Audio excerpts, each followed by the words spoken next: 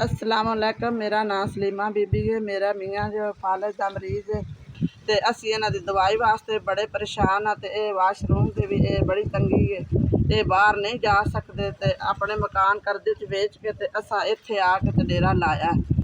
बच्चे अपने घर वाले ते इन्हां दी दवाई का भी बड़ा मसला है ते वाशरूम का भी बड़ा मसला है।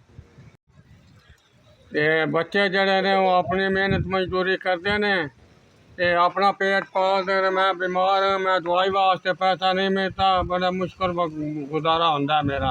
वाशरूम नहीं है, मैं बहुत परेशान हाँ। ना बाहर जा सकना ना मैं अंदर जा सकना अकेला।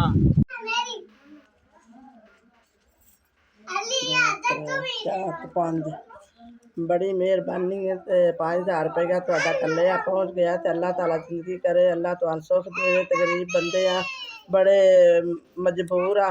तो चलो मेरा मियाँ फालज का मरीज है, तो उन्होंने चलो पैंपर आ जाए, कोई दवाई आ जाए दी बड़ा लख लख शुक्र है। अल्लाह ताला जिंदगी करे तो आनते अल्लाह तो आन चोखा चोखा देवे, अल्लाह सेहत देवे, अल्लाह ताला तुहाडा दिता कबूल करे।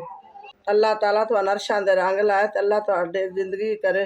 तो बड़ी मेहरबानी है, लख लख शुक्र है।